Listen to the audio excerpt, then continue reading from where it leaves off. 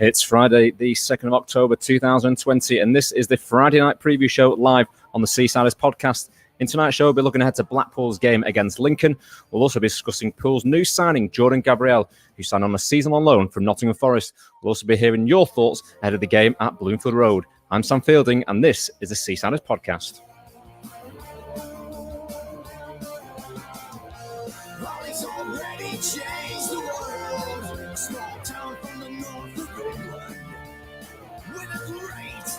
Tradition.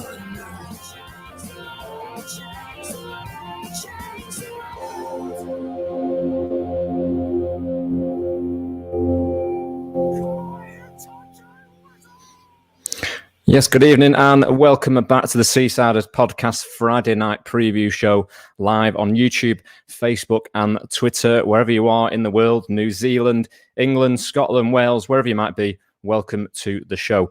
This evening, we are going to talk all about Blackpool versus Lincoln, the Sky Bet League One fixture taking place on Saturday at 3 p.m. This evening, I am joined by two guests. First and foremost, a guy who you might recognise, but taking a little bit of a back seat this evening. It's John Aspinall. John, how are you? Evening, Sam. Good, thanks. It's good to be relaxing in the guest chair for once. So I'll just chill out a bit, put my arms back. Oh, he doesn't know how many questions we've got lined up for John, does he?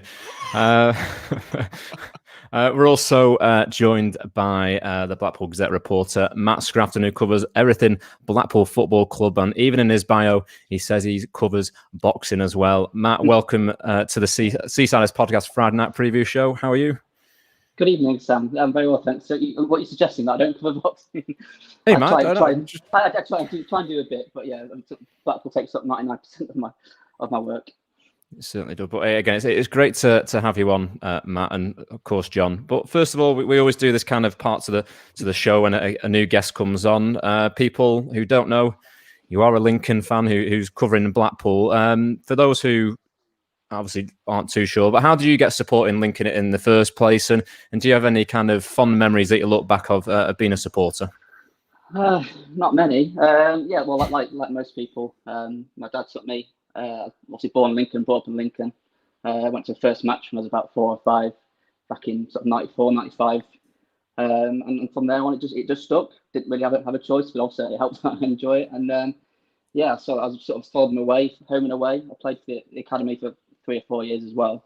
But then as soon as I sort of moved over here for this job, Lincoln turned quite good. And I missed all that. So I had sort of the 10, 12 years of misery, playoff defeats, which is Blackpool fans you don't know about, but we had 5 playoff defeats in a row. Ouch.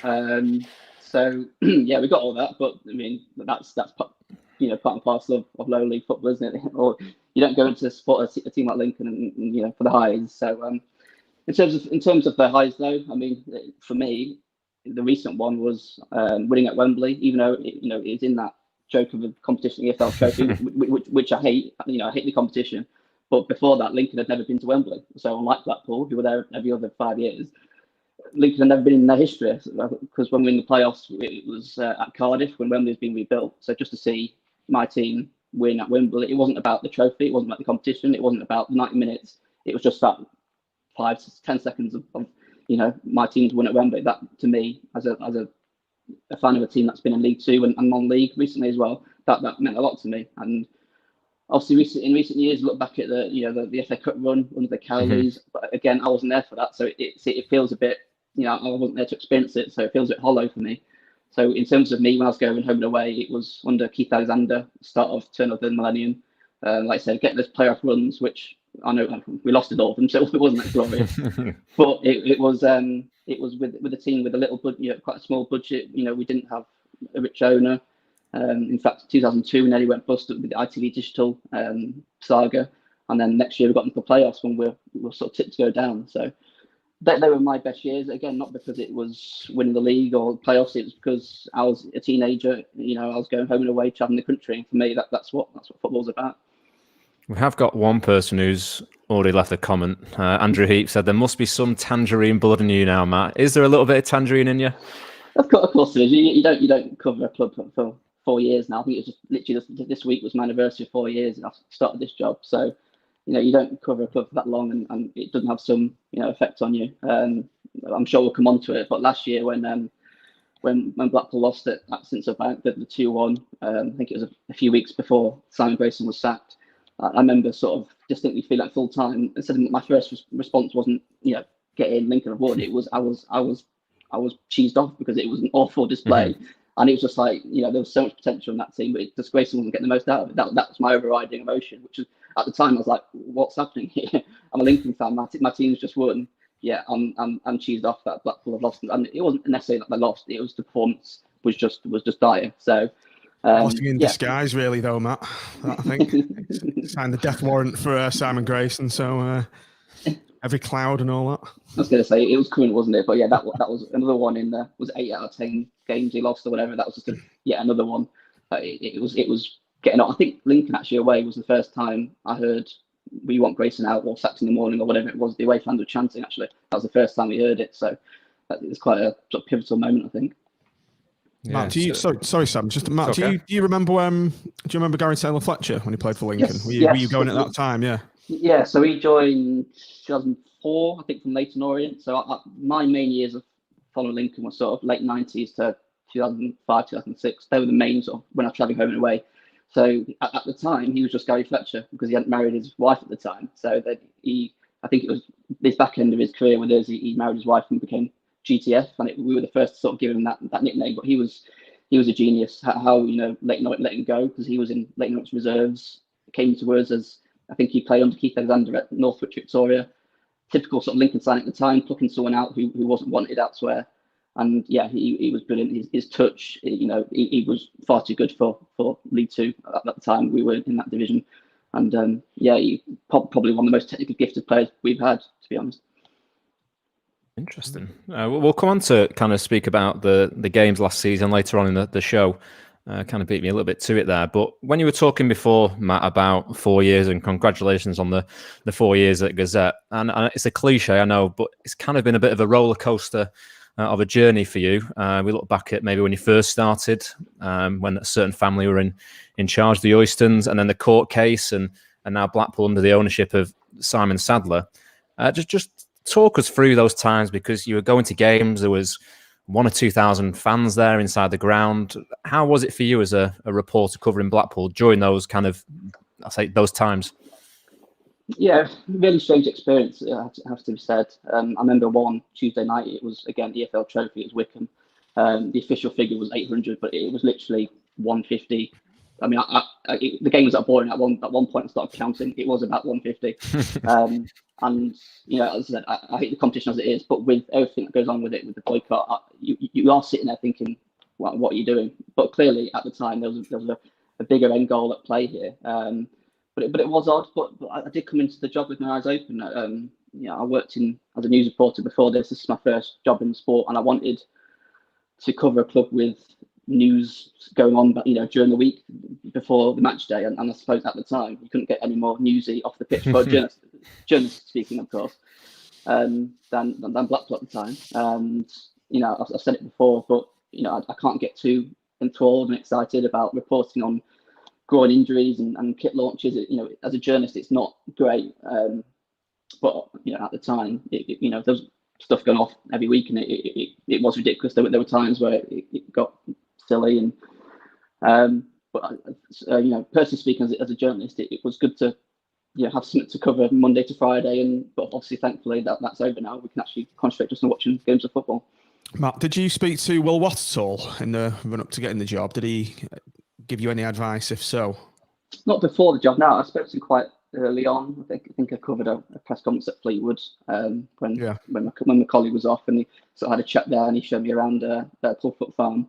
But I didn't speak to him before, no. But obviously, I was aware of what had happened with the Gazette and being banned and that sort of stuff as well. Funny times. Yeah, definitely. And you said the court cases have gone, but not in our conversation anyway. When you look back at that, how strange was it? Like I said, in journalism, you want to cover maybe not just the injuries and kit launches. But how was that experience for you in terms of covering something different that maybe doesn't happen on a day-to-day basis at other clubs? What was it like for you just covering the specifics of the court cases? It sounds really weird because I know you guys, obviously the court cases, it was fascinating. It's absolutely fascinating. It was, as I'm saying, as a journalist, I have aspirations of later down the line working for BT Sport or whatever big companies, and my interest, obviously I love watching the games, and it's a privilege. It seems silly that I'm getting paid to watch a game of football, but my interests are off the field, whether that be things your dad's talked about with football governance, with BST and that sort of stuff. That's the stuff that interests me, because there's so much wrong with the game. I think if you're a journalist and you're not, at least especially now with COVID, if you're not across it, then I don't think you're doing your job particularly. But there are plenty of sports journalists out there who just focus on the football, and that's fine if that's what they want to do. But I think there's so much out there, whether it be you might say governance and clubs, like Bury, Macclesfield going to the wall, Blackpool obviously going on there, and Charlton, list is endless. But that interests me, to be honest, and said from a selfish point of view, from a journalistic point of view, I think that stuff that fascinates me. Are you in slightly different roles now in terms of what now Sadler's in charge? Is it back to kit launches, player signings and injuries? It is different, and at first it did take me a while to get used to. But after sort of 3 years of the court cases, it did get to a point where you just wanted it over and done with. Obviously, that game, that Southend game was fantastic. And when I first started the job, I said to myself, I set some sort of goals on what I wanted to achieve. Obviously, get involved with the court cases and the auditing stuff, but I wanted to be the Gazette reporter that was there the day the fans came back, because although I'm from Lincoln, inside the country, I was well aware of the boycott. I was well aware of I saw the stories about Carl's text and the legal. I was aware of it. I wasn't across it like you guys were, living it every day, but I was well aware of it. And as I said, touching upon what I've talked about before, being a Lincoln fan and being an actual football fan. To be at that game at Southend was fantastic. And to go back to the chap who asked me, do I have emotions for Blackpool now? Well, I wouldn't say I cried, but it's an emotional day for me, and that's from someone who has no prior connection to Blackpool or the Northwest, before starting this job. So that was a real special moment. Just a quick one, going back to the homecoming. Just what was it like for you? Being in that ground, probably, I'm guessing I wasn't at the game, to be fair, due to other work commitments, but what was it like just seeing the stadium full, the biggest home attendance in 30, 40 years? I can't remember the specifics, but what was it like, that just the roar, the chanting, the actual emotions inside the ground? John can come in later on, but for you, what was that like as a reporter? It was brilliant. Any words I'm going to use won't do it justice. Especially being in the press box in the East Stand, which was the first time I had home fans in there as well. It was excellent. It probably helped as well with the drama of the late goal as well. I know it wasn't a great result, but the way it turned out with the 94th minute deflected goal, it was a great occasion. And like I said, it's sort of a bucket list thing ticked off for me, which 10, 15 years ago I never thought I'd say, but that's how football works, isn't it, sometimes? John, just a quick one on you. What was it like that day for you inside Bloomfield Road? Well, for me, there was a great atmosphere at Geneva Airport as I was frantically searching for Wi-Fi to try and listen into the game. So I was returning from a holiday, a snowboarding holiday, and 2 days before I was contemplating paying 500 quid to change my flights, change the transfers, and get home. And I would have done it if I could have found the flight, because I think we were in a place called Innsbruck, and I just couldn't. I missed the game. I remember flying over the channel as the game started, and I couldn't even follow the game. So it was kind of a bittersweet day for me personally, because it's obviously a game you do not want to miss, and like everyone said, it puts hairs on the back of your neck watching the noise and the crowd and everything. And for Matt, you personally, it must have been from an atmosphere point of view, it must have been strange, given the fact you're watching games with one man and his dog to that. So it must have been a complete contrast for you. It definitely was. I remember the moment. It was when the players came out for the warm up, and they were already sort of, I don't know, 8, 9, 10,000 in the ground. and the players came out and got a standing ovation, and the place, obviously, again, as you said, I've never experienced an atmosphere like that during the warm-up, never mind in a game. I remember the players sort of looking around thinking, obviously not used to this at Blackpool. But yeah, it was incredible. I mean, during the last few years, I've seen videos. I remember a couple of fans sent me videos sort of saying, "Oh, this is what it'll be like when the fans are back." I remember I've been sent the Bristol City one. Bristol City, I knew you were going to say that. Yeah, I've been sent that over and over again, and the one point again that perspective from the East Stand from the away end. And obviously, it's incredible from a video, but you don't really appreciate it until you're there in person. And it's a huge shame these two guys weren't there, because it is it's a day that lives in the club's history. I think as big as 2010 and the FA Cup as well, I think. Yeah, definitely. We're going to go from the highs of homecoming to the lows of defeat at Gillingham last weekend. Sorry to bring the tone, guys, everyone watching and listening. Obviously, 2-0 defeat away at Gillingham. Their new signing, Dominic Samuels, who we spoke about quite a bit on the show last week, managed to score both of those goals. Matt, I'll come to you first. What were your reactions to that? Was it just a frustrating day at the office, or were Blackpool bad and Gillingham just the better team on the day? It's a strange one, because in reflection, you look at the game so differently to on the day. So again, on that Saturday evening, I was in a completely foul mood. Blackpool were awful. Gillingham were really good. But you look back on it and you think, Gillingham weren't that good. Gillingham aren't a good side. Gillingham do what Steve Evans' sides do. They fall over, they frustrate. If they get an early goal, that's the worst thing you can do, because you've got 86 minutes against teams that are going to sit back and, like as I said, con the ref, and the ref fell for it. But it wasn't a case of Gillingham being really effective or efficient. It was a stupid mistake from Michael Nottingham to balloon the ball up in the air for a corner from about 40 yards out. Really cheap corner conceded. Again, they don't defend the corner. It's not like they well worked the corner. It's just sort of back into the box and a crowd of people. Like, it's forced over the line by Samuel. And again, the rest of the first half, Blackpool were okay. Had lots of the ball, didn't do a lot with it. But again, when you're playing against a team like Gillingham and that Steve Evans side, they're going to sit back, and you can have all the ball in the world, but there's no point if you're not going to do a great deal with it. But again, they had a 10-minute spell towards the end of the first half. I think, all right, get into the break 1-0, second half, get an early goal, you can still win this, and that's how I was thinking. And then it's another really basic error from Michael Nottingham, and then, to be fair to Samuel, it's a really good finish, and as I say, he looks like a good player. But it was just one of those days. I think Blackpool did play poor. Gillingham took advantage of that, but I don't think Gillingham were excellent by any stretch of the imagination. But I said it before, I think if you're going to create a blueprint of a team that's going to frustrate Blackpool in the way they play, it's going to be a team like Gillingham, the complete sort of opposite of what Blackpool are trying to do. And it's unfortunate, but looking back and reflecting in hindsight, I do think that there's a slight overreaction to it. But on the day, I was probably guilty of that myself, because it was a poor performance, but I think there were sort of mitigating circumstances. Do you think that's where the new manager, Neil Critchley, will have to learn quickly? It's come from a kind of development football where results aren't too important. It's more about developing players. But we can play against teams who are going to tackle us like Swindon did and break the kind of transition quick on the attack. But against teams like Plymouth this season and Gillingham, do you think that's where Blackpool needs to be a little bit smarter in terms of how they're going to play against these sides, or those type of sides? I think so, but not necessarily even style of play. I think I can't imagine Liverpool and under-23s that have come up against a side as sort of cynical as Gillingham, as a Steve Evans side. And Critchley was well aware of what Steve Evans' sides do. He said that post-match, we knew what they were going to do.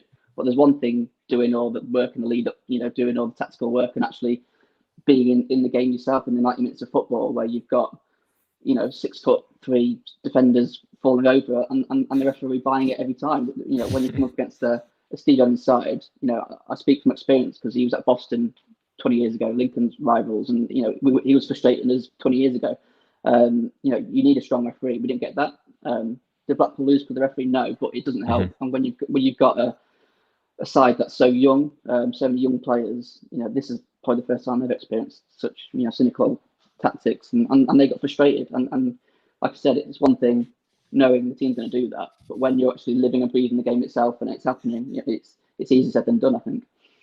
John, what were you watched the game? What were your thoughts from Blackpool's performance against Gillingham last week? And was it just frustration for you, or knowing that we can play so much better than what they did on the day?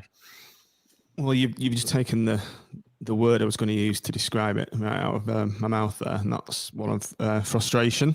Mm-hmm. My main frustration comes from the fact that we've not sorted out the defence when it's been glaringly obvious to any Blackpool fan who's watching any pre-season, first few 2-3 games of the season, that we're shaky at the back. We're lacking experience, and it's kind of wearing a bit thin that we've not signed these two centre-half, at least another centre-half and an experienced centre-half. Right, we've signed another player and they're both full-backs again, so we have to have that spine. I think we've talked about it on the pod several times that we need to sort out that centre-half position pretty urgently for me.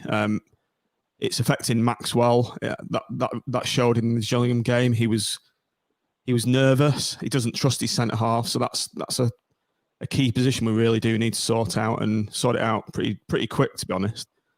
And the game itself, it was just frustrating that we've gone down 1-down after 3 minutes again, and it's an uphill battle, specifically if you're playing away from home. And also, we've not won away for a year. So, yeah, frustration's the key word. And I think also we're lacking a plan B. Again, we've mentioned this on previous shows that, all right, we've turfed Feeney out, he's gone, and he was always a good plan B for me.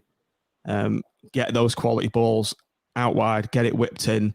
I spoke to the Swindon pod earlier in the season called The Load Stranger, and I explained to him Liam Feeney and his attributes, and he said, Jerry Yates will absolutely thrive on service like that.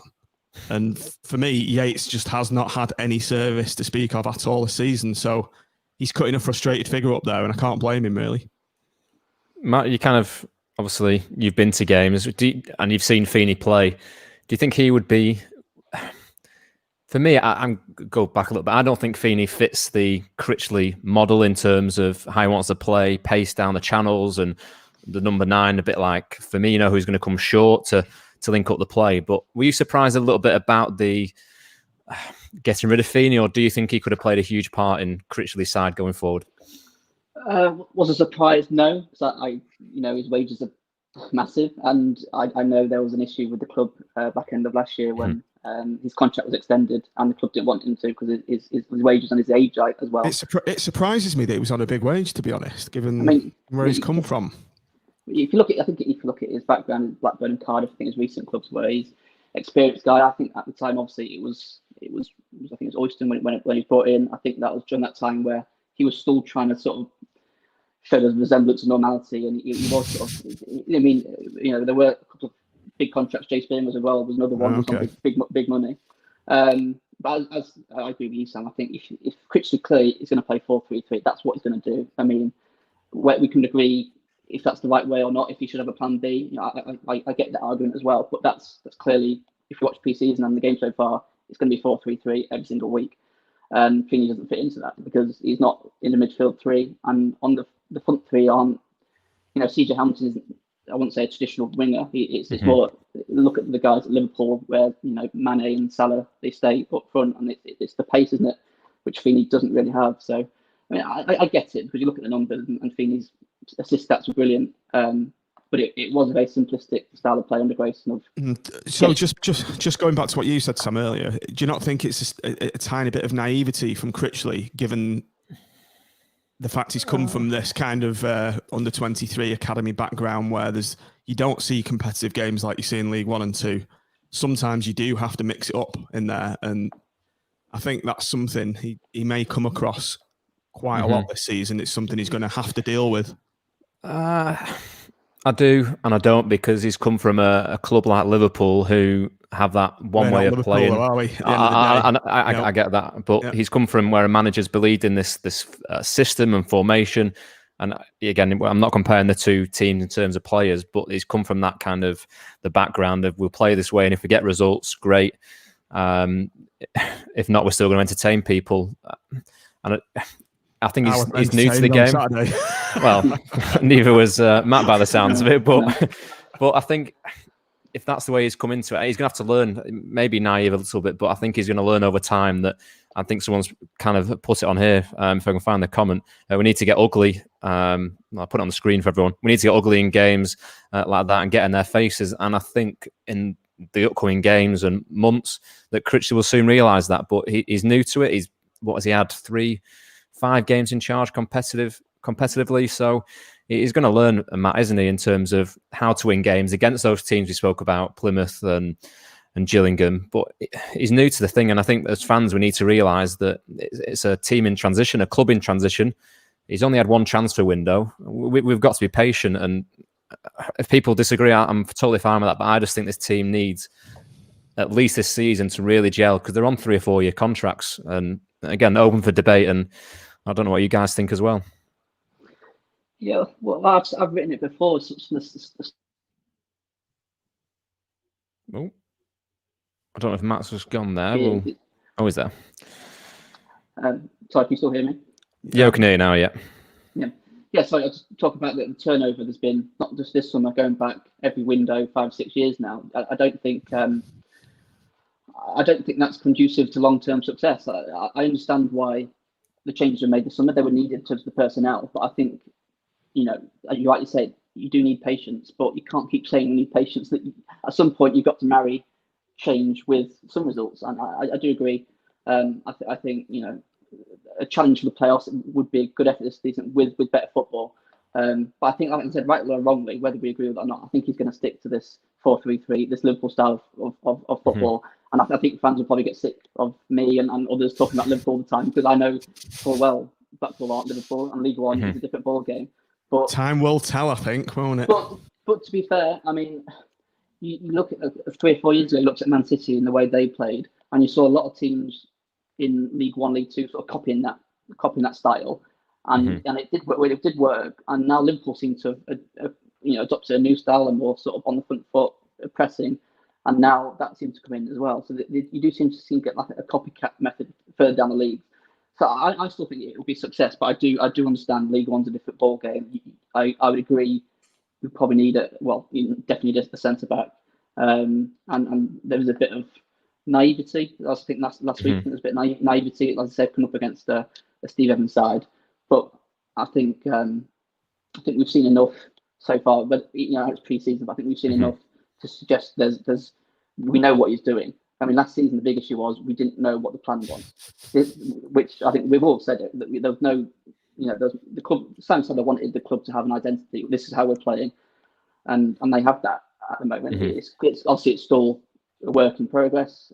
It's still not perfect, but the club is going in the right direction, and the club is doing the right things. So it is that. I hate saying you need to give it time, because we're football fans. We want to go on Saturday and watch a win, but I still, I'm still positive that the right things are being done. It will just it's League One. You're not going to win every week and play brilliant every week, unfortunately. Yeah, well, we've kind of briefly spoke about kind of the defensive frailty, should we say, in recent weeks, and this week Blackpool have gone into the transfer market and signed Jordan Gabriel from Nottingham Forest on a season on loan. We're going to play the interview from Jordan, which was on the Blackpool website. So we'll listen to that. We'll have a little bit of a break, and we'll see you in 2 minutes. Okay, so Jordan, welcome to Blackpool. You've signed on a season-long loan from Nottingham Forest. How do you feel? Oh, happy, very happy. Great club to be at, and just can't wait to get started, really. When did you realise that the move was coming about? I heard rumours, obviously, quite a while back, and then it kind of faded. But now, over the last few days, it's just come about, and couldn't be any happier, really. You seem really highly rated at Nottingham Forest. You've come through their academy there. What have you learned throughout your time progressing through the academy into the first team at Nottingham Forest? Just hard work, dedication, push yourself, and that's what the academy brought to us. That they want us to work hard, run around a lot, press, and obviously I know here they're the same, so obviously I can fit into that and be part of the team. And you had a short spell at Scunthorpe last season, first chance of competitive football, if you like. How did you find your time there? It was good. Players, staff, fans welcomed me in with warm arms, and I really enjoyed it. So hopefully it could be the same experience here, and obviously push on to bigger things. And for fans that don't know about you, what can they expect from you? Hard working, like to get up and down. Obviously that's the way fullbacks work now. Hard working, want to give everything. And in terms of coming here, obviously this is a good time to join the football club at the moment. It must be really good for you to be at a football club where it's a really positive atmosphere and looking to build on in the future. Yeah, of course. And that's what you want as a player. You just want to come in, work with your teammates, staff, and look to build on for the future. So I'm happy, and obviously I want to be playing football, and if I'm given the opportunity here, then I couldn't be any more happier. Yeah, that was Jordan Gabriel there speaking to Blackpool after signing on a season on loan from Championship side Nottingham Forest. Matt, we'll come to you first. Are you surprised he's gone for a fullback, knowing that he's got cover there? And two, from what he's spoken there, he seems a determined young lad who's really going to impress and get forward on the front foot from the back. And on the Critchley style of play, that's exactly what we want, isn't it? Yeah, well, to start with your first question, no, not surprised, because I think with Ollie Certain, we've got a very sort of solid, reliable, unspectacular fullback. Again, I hate to say it, but doesn't really fit into that Liverpool, mould of Trent Alexander-Arnold, Andy Robertson, two fullbacks that are going to bomb on, which we'll now get if we've got Gabriel and either Mitchell or Garbett over on the left side. And again, people will ask about Teddy Howe. From what I gather, he's not fancied at all. There was even a suggestion he won't get a squad number, so I expect that he could go out. But again, it might be a similar situation to Jamie Devitt, where obviously he was only signed in January, so we have to see what happens with that one. But I think it's quite clear he's not been. I don't think he's been in the squad yet in the league. Not played competitive game. I don't think he played the EFL Trophy. It's the only competitive game he's played since January. So he's clearly not fancied. So I'd suggest the two right backs are Turton and Gabriel, and I don't know if it'll be tomorrow, but I expect Gabriel will be the first choice right back this season, given off what I've heard about him in terms of, again, bombing forward. He's an athlete. He's going to get forward. Some Forest fans say he's maybe a bit suspect defensively, but we'll have to see if that's just Championship compared to League One. But everything that I've read from sort of Forest journalists and writers suggesting that he was ready for the Championship, and he started their first game at QPR. I think he played at Barnsley in the Cup as well. But then Forest have got about 40 million players, so they need to move some on, and I think they've got about 5 right backs as well. So clearly he wasn't going to get a look in. So I think it's a good move for both parties, and I think, like I said, if Critchley's going to live die by this 4-3-3 with attacking right backs, he's the sort of player that Blackpool need. John, what are your thoughts on the signing? To me, when you read the reports and how highly he's rated at Nottingham Forest, it kind of, I'm not saying he's the same calibre as Seamus Coleman, but he reminds me of that player who's going to get forward, might have those kind of defensive issues at a young age, but someone who's going to get fans off the seats. And if we're going to play this attacking way, he seems the right player to go in there instead of Turton. Yeah, I think Turton's just average. He's an average defender, and he's an average forward player as well. And he has been prone to the odd mistake here and there as well. So we could do better in that position, and hopefully this lad is better. The only thing I'm a bit disappointed about is the fact we've not signed a centre-half. Sorry to keep banging on about it. I'm assuming that James Husband's going to go into the left-sided centre-half position, so Ekpiteta there with him. As for the player himself, I'm after someone with more experience in this team. That's what I think we need. We don't know, do we? No one's seen him play, but he comes with a good pedigree. So we'll wait and see. And I think if we can just supplement the right side of the centre half with someone with experience and a leader and a captain, and I think we'll be happy with that then. And hopefully he pushes Turton for his place, because I think he needs to be put under some pressure. No, I completely agree with what you're saying there. And Gareth White's got in touch, and I was going to ask this question to Matt. Back four for tomorrow, would you see it as Gareth does in terms of Garbett maybe coming in? Rumours that he might still be a doubt and need another week. Husband going into centre half. We've seen him play that before. He's played at Fleetwood in years gone by. And Gabriel coming in. Do you see maybe that's how Critchley's going to line up tomorrow, or could it be different in your point of view? No, it won't Garbutt. Garbutt said himself to us yesterday he's at least another 2 games away. I think he's might play in the EFL Trophy on Tuesday and a couple of sort of behind closed doors friendlies. He's only played 60 minutes in 6 months, so he won't be playing tomorrow. So I'd imagine it'll be to Mitchell at left back. The question obviously is right back. Does he stick with Turton, who I agree with John. He doesn't let you down, but does he offer enough? I said at the start of the season, I think you need to upgrade if you're going to challenge for promotion, and that's transpired. But whether he's brought in straight away, I'm not sure. It might be a case of putting Turton tomorrow and then potentially wait. Obviously, you've got the week off, haven't you? Next week, the Sunday game being cancelled, then maybe wait until the next game. But then again, why do that if he's good enough now? Get him in the team. So that's obviously a decision that Critchley's got to take. But yeah, I probably would expect James Husband to come in at centre back. If I was predicting my team, I'd have Husband next to Marvin, which is a shame on Nottingham because I think before last week, I think he's done well. He's done okay. I get why Critchley's brought him into the team because you do need height, you do need someone who's got legs as well. But the 2 really poor mistakes, and to be fair, they looked a lot more solid. I think with Husband coming on second half. So yeah, that's the 4 that I'd see tomorrow. Maybe this new signing's going to push Turton, put him under pressure. He may raise his game. If someone's breathing down your neck, you in any walk of life, in any job, don't you? It pushes you on to improve and try and get better. So hopefully we'll see an improvement from Ollie Turton tomorrow.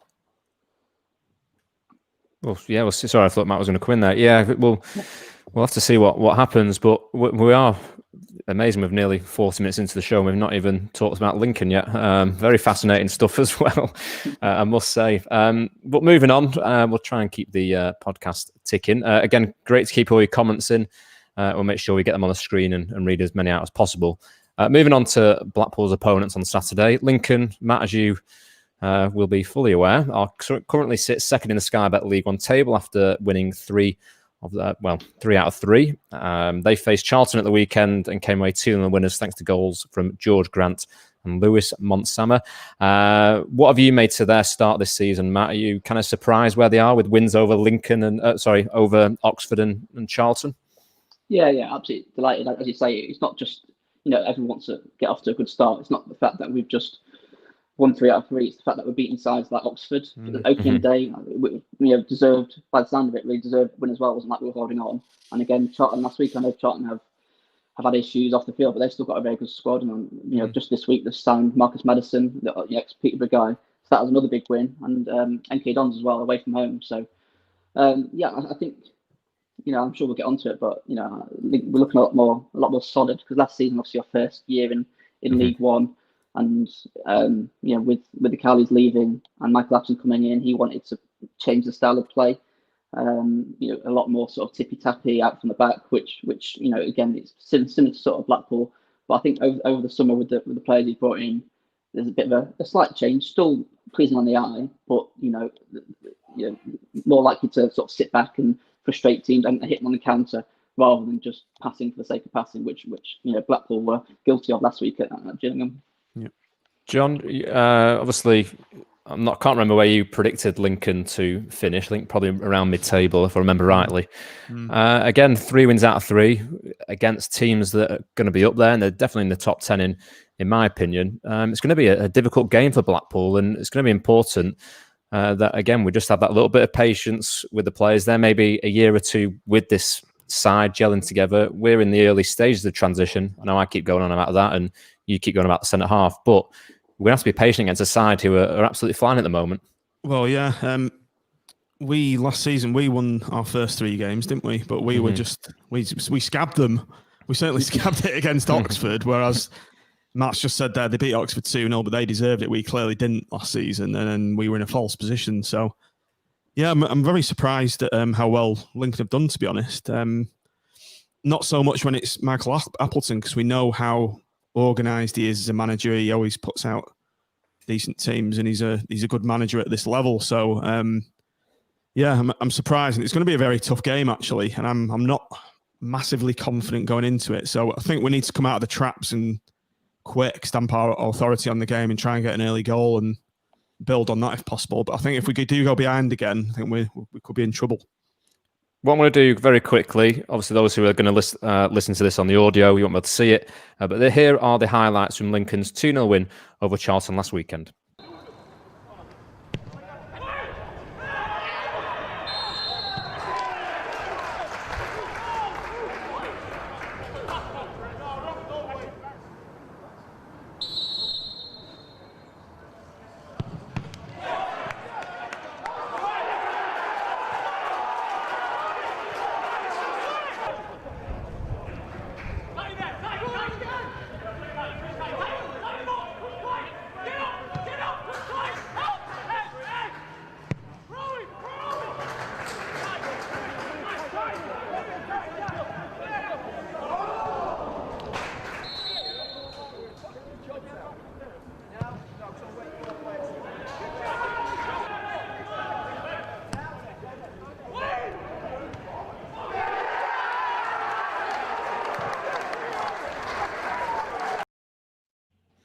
Yeah, they're the highlights from Lincoln's 2-0 win over Charlton. John, when you look at that, kind of what we've said, they're a team that like to pass around, but they also look at a threat in the air. We've seen from that corner.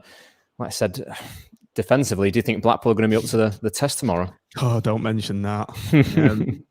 I worry every time we face a set piece.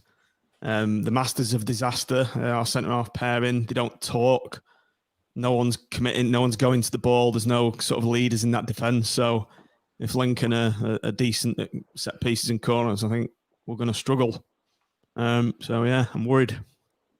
Matt, coming to you, you look at Lincoln, they've only conceded one goal in the league. Let's not talk about that 7-2 loss at home to Liverpool.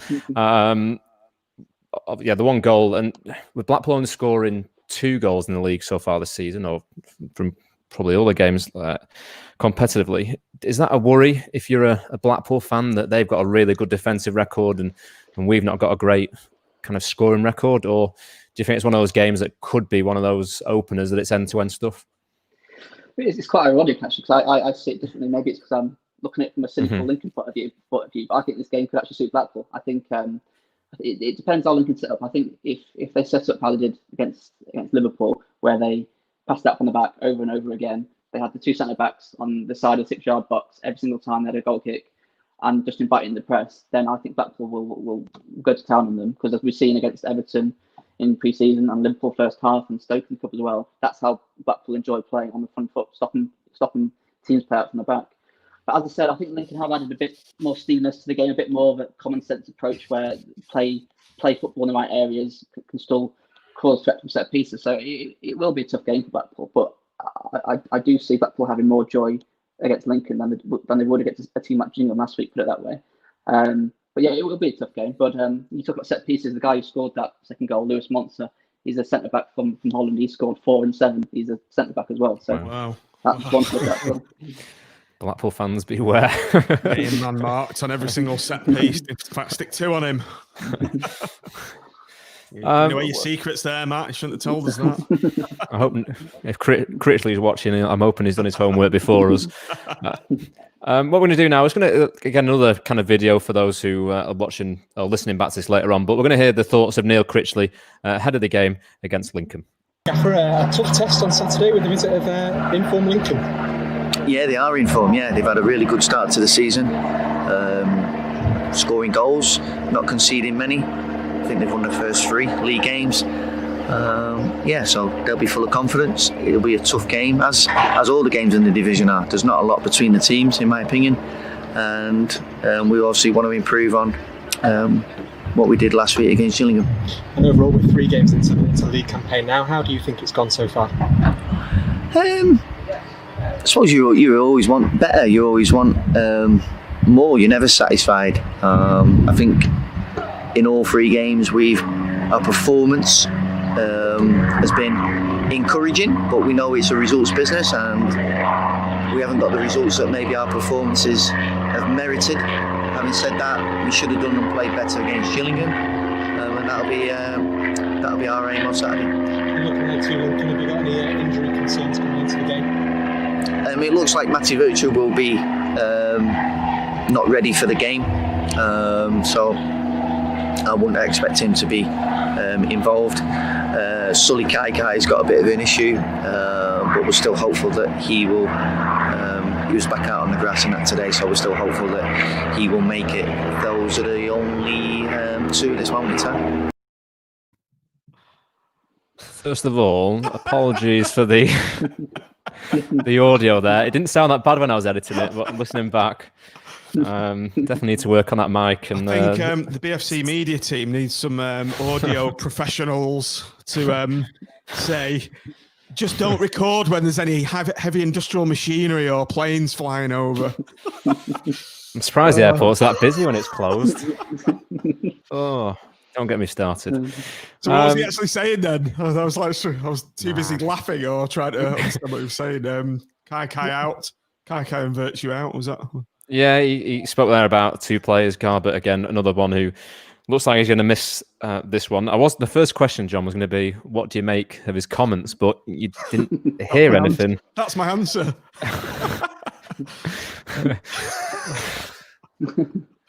Oh, I actually think it was that bad. So again, I apologise for those listening, thinking planes are flying over the houses. No, it was just the audio. I'll skip at John's question. I'll come straight to you, Matt. You speak to Critchley on a kind of a weekly or every few days about obviously games and what's going on around the club. Do you feel like he's a man under a little bit of pressure, knowing that he's been backed in the summer and maybe hasn't got the results so far, or do you think he's quite calm and relaxed and knows, like probably myself and others, that this is just a transition period for the club? A bit of both, probably. I think he knows full well the expectations. It's not just the fans that say we want promotion, it's the owner. The owner's come out and said we want promotion. The chief exec's come out and said we want promotion. All the new signings have come out and said we want promotion. So he knows full well what they're trying to do this season. And to be fair, he said that himself. He said, yes, it's going to take time and patience to get the understanding between players and those relationships. But we've got to marry that with wins or results and do it at the same time. It's not a case of let's wait 12 months and it'll just click. That's not how football works, as we all know. So he knows full well. I wouldn't say under pressure 3 games in, but he knows, he can't, keep losing, especially in the manner of last week. But we need to start scoring goals as well, Matt, don't we? It's been lacking. We've not been scoring. It's only CJ obviously scored this season. But as you said earlier, it's a weird one with Joe Yates, isn't it? Because he's not scored. But I don't know about you guys, but can you remember a chance he's had? I can't remember chances being fair. I think he's had one long range pop shot for me. And Gillingham, he had one. That's kind of about it. Yeah, so pass back to the keeper in the first game, I think, again. Oh, sorry, the second game against Swindon, but nothing clear cut, really. So I do think he's not playing a traditional number 9 role. That's like Nando last year. I do think he's more in the. Sorry to talk about Liverpool again, but the Firmino dropping a bit deeper. He's clearly a workhorse. He's non-stop running and pressing, but at the same time, you are the pivotal, the main point of attack. So you need to create some chances for him at some point, and that's obviously going to be a concern. But I do think the goals will come at some point. But I think the main issue, as you said, is the centre back. But I mean, last week was the first time we're not seeing chances created. Before that, Plymouth, we had 4, 5, 6 good chances. All the preseason games, plenty of chances. Swindon, there were 4, 5, 6 good chances. I mean, if you look back, not to keep going about Grayson, but if you look back last year, that was the main issue for me. It's looking like creating a chance, no man scoring. So I think that side will work. That side of the game will work its side out. It's a defence. I think long term it'll probably be defensively where they need to make the main improvements. Matt, do you? I know it's in the interview. He mentioned Matty Virtue. I know I think he said he's missing again. Do you think Matty Virtue's been a big miss to this team, and do you think he'll make a difference when he comes back? Yes, for his legs, but I think in the middle of the park you do need people to get back to front, and with those midfield 3 aren't playing a traditional midfield role where you'll have I know Ethan Robson plays a bit deeper, but they are. I mean, if you just watch Keshi Anderson tomorrow, he is literally from one corner flag to the other corner flag. It's ridiculous. The miles, and he puts Indra in the game. But to be fair, I mean, look at the Stoke game in the cup, the first competitive game of the season. That was Blackpool's strongest side, and he was on the bench. So, it's a shame he's out injured. But I think even if he was fit, he'd probably be on the bench unless, someone picked up an injury. Or Grant Ward. To be fair, Grant Ward's done okay. So he's done pretty well. So I think he'll sort of be. Him and Ward would probably be in and out of the team where he's on form or injured or suspended or whatever. So yes, to answer your question, I think he has been a miss. But then again, I don't think he'd be the nailed down starter, even if he was fit. John, I'm going to come to you here, and we've briefly spoken about there. It's a results business football, but as Blackpool fans, and I've seen so many negative comments on social media, whether that's just the emotions after a defeat, I'm not completely sure.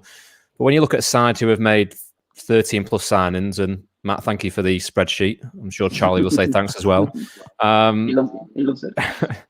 Yeah, when you look at kind of the signings and players come in and players come out, and where the club was 2 or 3 years ago, do you think we have to take small steps, or is it that Critchley wants or needs this promotion or to be up there at the end of the season? What are your kind of thoughts on that, John? Yeah, we need to temper our expectations a bit, I think, really. Given, like you say, we've just signed 13 players. Anyone who's played football knows you need time to get to know your teammates, play, you need to know when they're going to give the ball, when they're not going to give it, that kind of thing. So yeah, we're only 3 games in, aren't we? I was having a chat with a guy at work today. He's a Burnley fan. He was asking me how we're playing, and I say, well, we should really be on 6 points. We destroyed Plymouth. We should have won that game comfortably. We didn't. We played well against Swindon, deserved that win, and we deserved to lose against Gillingham. So, we need to be patient. To use a cliche, it is a marathon, not a sprint. There's 46 games to go in a season. We've won 1. You can look at it. We've drawn 3, perhaps. We're taking 3 points from a possible 9, but we have signed some quality players and some really good young players as well. So I think there's a lot to look forward to. Anyway, the only thing that's kind of souring it for me is the fact that we're not in the ground again. And I was really looking forward to going to this game, because the rumours were that the next block of fans to be able to get into the stadium would be the next sort of block of season ticket holders, which I think I would have been in. So it's kind of bittersweet this season so far, because I thought we'd get back, after the 4 and a bit years out with the protest, we got back. Then we had to suffer watching Simon Grayson's brand of football. We've got Critchley. COVID's gone. Knocked us out again. We're coming back again. Now we're not going back again. So it's sounds like a Boris Johnson speech, this, doesn't it? Yeah. So yeah, be patient. I think it's easy to get frustrated after performances like that, but we need to look at the long game here, and the club's going in the right direction, I think. Yeah, just kind of the comments on the screen. Gareth, again, thank you for joining the conversation. I don't think that a lot of Blackpool fans realise what state the Oystons left the club in. We've made massive strides already. And again, I'm with Gareth on that. I think we've got to take these small steps. But when you've got an ambitious owner, Matt, like we discussed before, who wants promotion and he's invested in all these players, sometimes if you don't get those results or things aren't happy in the boardroom, ultimately it's the manager's head or he gets the chop, isn't it? Yeah, well, it's interesting you mentioned that, because I said before the season started, I thought it's just my personal opinion, but I think it's a little risky being so open about promotion. Obviously, want a promotion, but you don't have to be so open and honest with it. And if you read the comments from opposition managers and owners, they'll look at Blackpool as the massive big spenders. They're the ones going for it, and it almost putting a target on your head. So I thought that was a bit risky coming out and being that sort of, blunt about it, that sort of in your face, yes, we're going for it sort of thing. I mean, clearly they are. If you look at, the money they've spent on Jerry Yates, CJ Hamilton, bringing in 13 players. But, I mean, not to contradict myself, but Lincoln have also brought in 13 players or somewhere, and then won 3 out of 3. So at some point, as I said, you do have to, yes, patience and give players time to gel, but, we need results as well. So hopefully sooner rather than later that happens. Definitely, we will. Hopefully, Blackpool can get back to winning ways this weekend. For those who aren't too sure, Michael Atherton returns to Blackpool as the Lincoln boss this weekend. Obviously, taken over from the Cowley brothers, who left for Huddersfield last season. John, obviously, he was only in charge for, I think, 12 games at the time. But as a manager and someone who maybe didn't get his chance at Blackpool, he's gone to have a great career in management, gone to the Premier League to get some experience, being in like the backroom staff. But what he's done so far at Lincoln, with last season taking over, again, highly rated managers in the Cowleys, he's done a good job down there, hasn't he? He has, and just harking back to his brief tenure as the Blackpool manager, he had a really tough job to take over from Ian Holloway. There was massive shoes to fill there. possibly he didn't realise what he was getting himself into in taking the Blackpool job under the Oystons. And it was, what did he last 12 games? And it wasn't a surprise that he left. Did he go to Oxford after that? Was that? Yeah, I'd have to get up his Blackburn Oxford. Yeah, I think he did a good job there as well, and he seems to have. He was very highly rated when Blackpool captured him as a coach, and he's done by all accounts he's done a good job in all the other jobs he's been in. And Lincoln, he's obviously turned things around there. It was Matt will just attest to it. It was very big shoes to fill, I think. The Cowley brothers, and I'm really, I'm sure you're pleased with the progress that he's made. Yeah, it's similar to Holloway. Cowley's, I saw that as sort of an impossible job to sort of come in after what they did. 2 promotions in 3 years, and get, not just that, but what they did off the pitch. We went from 2,000 fans every week to 9,500. The expectations, fans were already talking about getting to the championship. The fans were getting ahead of themselves, and they asked him to come in and sort of. He's turned it around. He's got rid of a lot of the older, more experienced players. As good as the Cowleys were, they did leave us with a lot of players in the sort of early 30s on big wages. People like Neil Early, Matt Gilks, John Akinde, people like that who did really good, did really well for us. But now in League One, with the way things are financially, we needed to bring in some younger players similar to Blackpool and do a similar job to what he did at Oxford, where he brought in players and then sold them on for $1 million, $2 million. Because that's the model that we're going to utilise now. So we're not the sort of team that's we've got a wealthy backer, but not to the extent where we can just buy our way through the league. So we're going to have to do things a lot more sustainable. And to be fair, I'll hold my hands up and admit I had my doubts originally. I thought it was too much change too soon. But I think in a way, COVID's probably helped us a little bit where we could make those changes and have that time to bed them in over the summer. But just on Appleton, he's had a really weird managerial career because he went from Portsmouth, where they were in the midst of the issues with their owners. He's then gone to Blackpool, who obviously had the issues with the Oystons, and then went to Blackburn, who had the issues with the Venkies. And he, in a recent interview he did with The Guardian, he said, he made some awful decisions, and he got called into Man United's training ground. So he came to the academy at Man United, and he had a good relationship with Alex Ferguson. And apparently, this is 2 or 3 years ago, as a grown man, he sat him down and gave him a bollocking. And the end of Ferguson's time at United, he gave him a bollocking and said, "What are you doing? Why are you making such stupid decisions, going from one club to the next with poor owners?"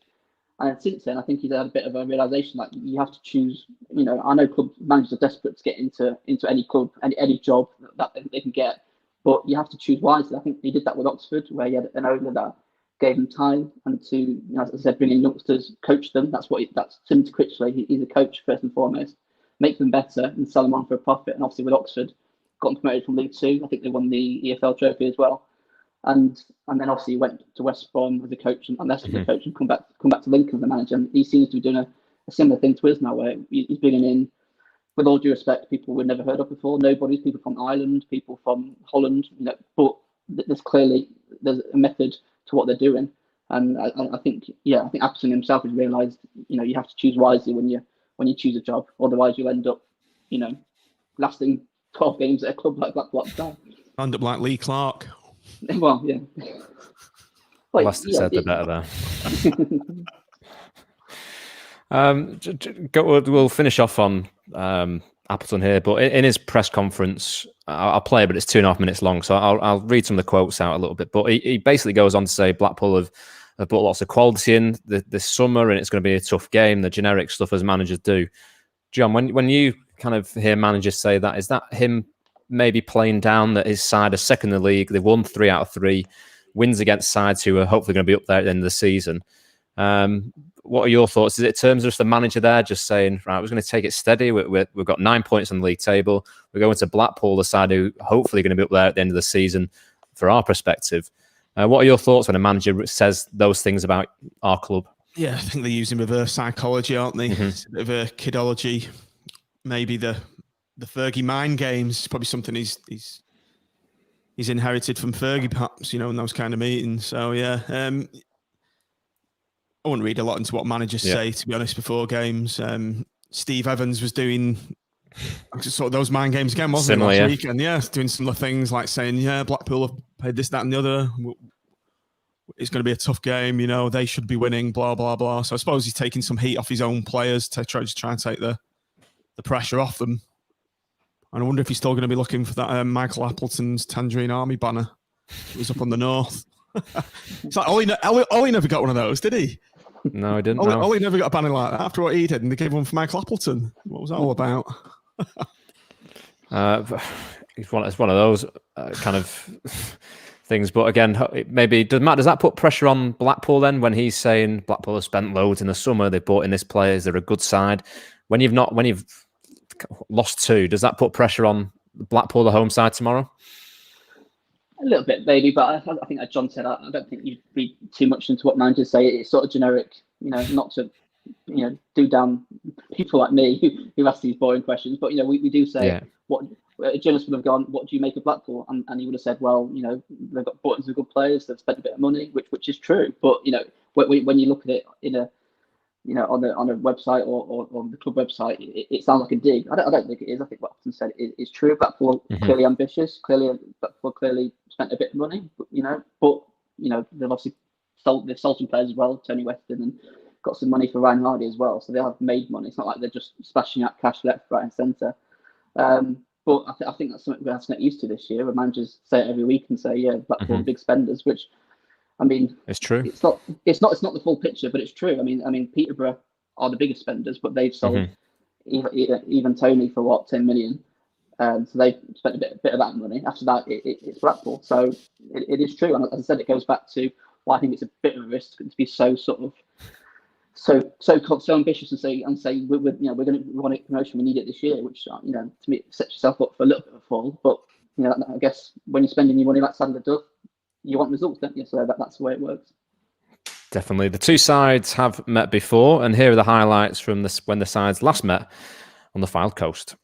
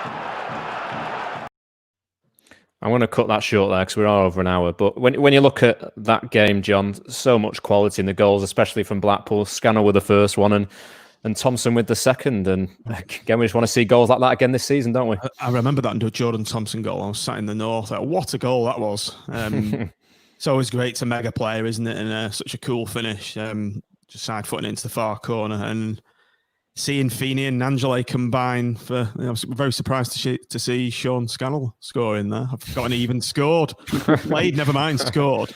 Nangelay and Feeney combining again to create a goal. But yeah, it was, again, just listening to that then, I want to be back in the ground. I want to be back in the stadium, and I want fans back in the ground.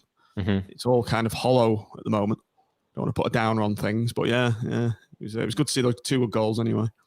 Yeah, again, what were your kind of memories from that night, Matt? Again, defeat for your kind of home club, but a great result for Blackpool at the time on a Friday night.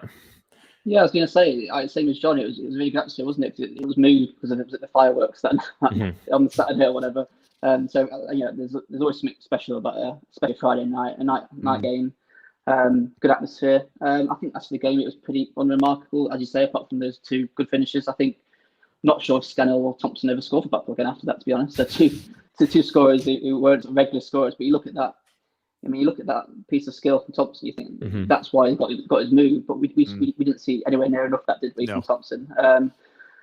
But yeah, I think it wasn't the greatest game. It was a typical sort of Grayson, get you 2 goals, sit back and sort of see out the rest of the game and get the win, which obviously it was still, I think, start of the season when they're still in that sort of good position around the playoffs, I think, weren't they? So before it went south over the winter. No, I think it was the first game I actually got to watch Blackpool last season. I thought we can do something here if we're going to grind out results and attack like we did that night. I thought we were going to good things, but unfortunately it didn't happen. How wrong you were. Exactly. People call me knowledge of football. No, absolutely nothing. These two sides have met Blackpool and Lincoln 53 in league and cup competition, the first dating back to 1896-97 season. Both matches finished 3-1 to the home sides. Again, the last game between the two sides was in January, where Lincoln won 1-0 thanks to a goal from Tyrese John Jules. Obviously, we won't go into that one because it probably brings back bad memories for Matt and how bad Blackpool were. Moving on to kind of the topic every week, which we all love to talk about, is players and managers who have been at both clubs. And I've seen people already talking about them. And one said, did Matt Gilks play for Lincoln late on? He certainly did. He played in the 2019 season, made 12 appearances for the Imps, and obviously was at Blackpool in the 08 to 14. Joined in 2018 and left in 2014, playing over 182 matches. Again, a great servant for the club, John. Matt, a goalkeeper. Shame he didn't maybe get as many games in the Premier League because he probably would have kept us up. But again, a great influence in the club and a player that really shone in his time at Blackpool. It's up to me. Oh, sorry, I thought it said John at the start. My bad. John and Matt. Oh, sorry. Or Matt Gilks, yeah. Yeah, he was obviously a big miss in the Premier League, wasn't he? No doubt about it. We would have stayed up in the Premier League if he had not been injured. No doubt about that. And yeah, I was actually surprised he was at Lincoln. I didn't know that either myself. So yeah, where is he now? He's coach at Bolton now, isn't he? Bolton, yeah. He's been at Fleetwood for a bit last season and played a few games there, and I'm back with Ian Everett now, isn't he? Down the road on the motorway. Another player, Tim's made a comment. What about players who play for both? He beat us to that section. GTF, obviously. Matt, would you have caught GTF a little bit when you were kind of a bit younger? Yes, his 2004, I think that was sort of the main sort of era I was watching Lincoln. So I was fortunate enough to see him. He was excellent. I said his technique stood out from a mile in the fourth division, League Two. Obviously, I was going back to Matt Gilks as well. I thought he played more than 12 games for us because I thought he was our number one when we won the League Two title. He's a really good signing from the Cowleys. But that sort of experience, and obviously with I'm sure someone else will bring it up as well. Neil Lurley as well at right back. Those two were brilliant for us at back five. Shame to see Lurley actually leave. He left at the end of last season, but I think, as I said, it's part of that sort of transition from older, more experienced players to young, up-and-coming players. But he was brilliant for us. I think that year we won League Two. South Early was our player of the season. Got about 10 to 15 assists from right back with his crosses, which I'm sure you'll know all about. Yeah, for Burton, I believe, Matt. Yep. Yeah, really good player. Neil Luedler joined Blackpool in 2009 and left in 2013. Scoring 2 goals and 104 appearances. One of those goals was that free kick against Everton. I think it was in the south, towards the south stand. A great effort around the wall, and one of those players that maybe wasn't the best defensively, but going forward, and so great going there. And people are getting comments in. Matt, we spoke about this player just before we came on, Lee Thorpe. Obviously now at Blackpool in kind of an academy role. Do you remember much about him when he was down at Lincoln? Or yeah, so he's probably one of the first players I sort of started watching. So I think he came from the academy at Blackpool, but never got a chance, I don't think. So we signed him from Blackpool, and he was our talisman, our striker, best striker for sort of 4 or 5 years. He was top scorer every season with 20 goals. Really good sort of physical striker, puts himself about, but also getting the goals as well. I also remember he now works at Blackpool with the academy coaching side of it, and I saw him last season, and I was introduced to him by a member of the staff, and I went really red. I went really embarrassed because for me it sounds really embarrassing, But he was the first player that I remember. Right, I remember the first players I watched Lincoln were people like Gareth Ainsworth, who obviously ex-Preston, but he was excellent for us. Darren Huckabee and Lee Thorpe. They were the three sort of, not heroes, but the first people that come to mind when I think of starting to watch Lincoln. So this obscure fourth division footballer. Yet I was really sort of shy and embarrassed when I was introduced to him, which was not my proudest moment when I was talking to him at Bloomfield Road. I think it'd just be very amiss of me not to mention a famous game, Blackpool versus Lincoln in 1992. It's for those of a certain vintage, as someone's saying, in your household, Sam. An absolutely horrific. It might be before your time, this Matt, but it was an utterly horrific day for Blackpool.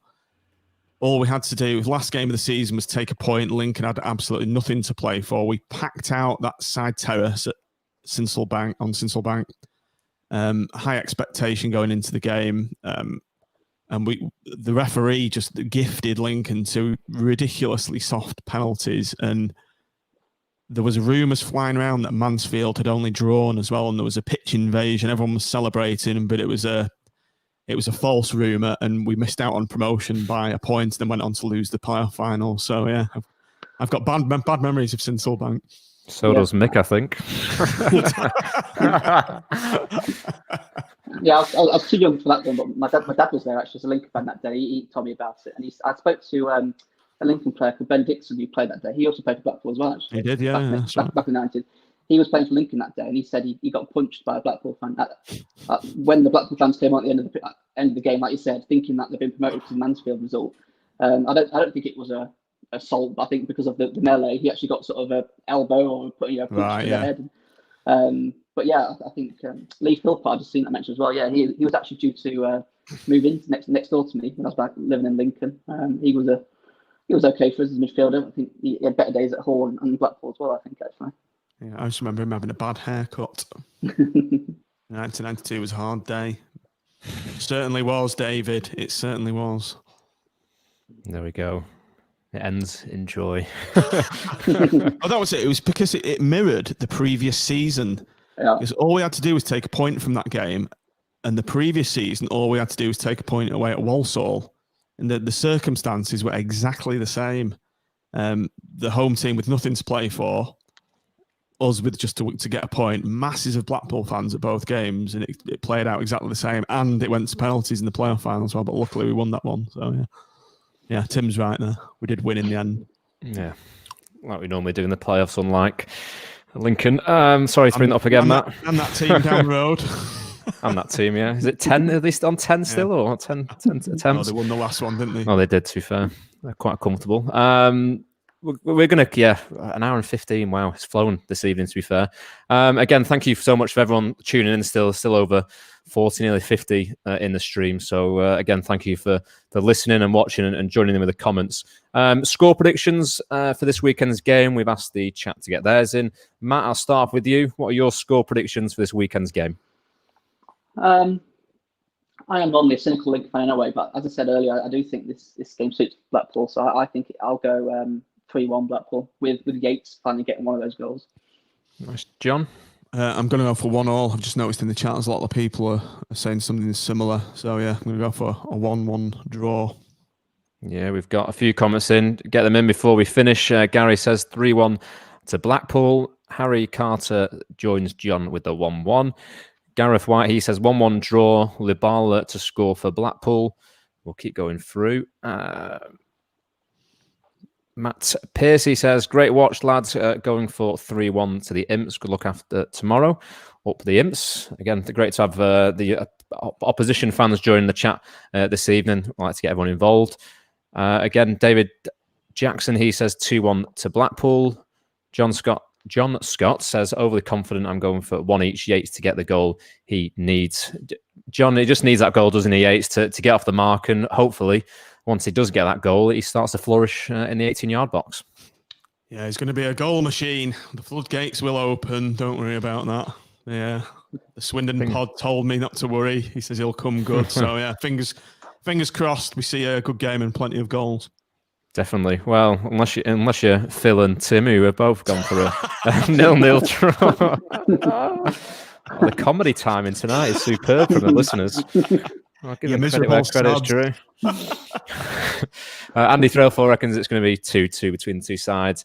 And then Danielle James, can't even the screen there, I can't a second. Yeah, goes 2-1 to Blackpool. Again, hopefully Blackpool can get on to back to winning ways tomorrow against Lincoln. But we're going to actually, before I call it a wrap, there's two things I want to touch on. As Gareth has reminded me, the Armfield Club opens tomorrow. It looks fantastic what the guys have done down there. Everyone's watched the video from Lee Charles TV, especially with Andy Higgins talking there. So if you get the chance to go down, obviously under COVID regulations and what the government are asking, even though it's quite confusing, John, as I know you've struggled. But again, it's going to be great to support them who have done this off their own back, spending hours at the club. So hopefully, as Blackpool fans, as a collective, we can really support them. But as well, the Seasider podcast, we're also going to be sponsoring the Botter Bar when that opens in the club. Again, it's going to be a great opportunity. Thank you, John. You beat me to it. I did have a graphic. There you go. That is the screen. So what we're going to do with fans donating money into it, as you can see on the screen, link's going to be on our social media channels, and you can head to the website, which is www.gofundme.com/f/Armfield-Club-sponsorship. So if you can donate any money in there, it's a collective effort. We really want to support a local business, and one that Blackpool fans are going to spend a lot of time in, hopefully, with all the things that are going on there. So if you get down there, definitely support them. But we're going to call that a wrap.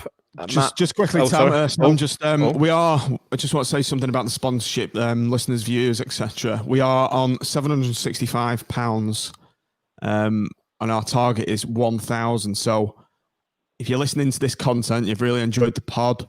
Yeah, Mick, you've just said there, really good production. I'd encourage anyone, just if you've enjoyed this show and you enjoy what we're doing, just stick a tenner in and help us get over this line. So we need, I'll do my maths, 235 quid. 235 quid, there you go. Quick thinking. So you can see that on the screen there. Get to that page, press that button, just chuck a tenner in, get us over £1,000, and we'll be handing that big novelty size check to Higgy, hopefully by the close of the weekend. So yeah, get sponsoring, please, listeners. Get spending. Get your hands in your pockets. You love a Phoenix Knights quote, don't you? If that's what it's from. Can't get enough. Every week has to bring it up. Get him spending, Jerry. Get him spending. Mick, if you can't see it, what we'll do, we'll post it on the social media channels. So if you follow the Seasiders podcast on Facebook or Twitter or whatever else is out there, there's links on there, so it makes it nice and easy for you. Perfect. What, shout out again, and I'll write it down. It's on the ticket, mate. Yeah, you can't see it. So if you got a pen and paper ready, Mick, let it scroll across the screen. This wasn't planned, by the way, listeners. The website is www.gofundme.com/f/Armfield-Club-sponsorship. So hopefully you've got that one. If not, you can listen to it on playback around 1 hour, 18 minutes.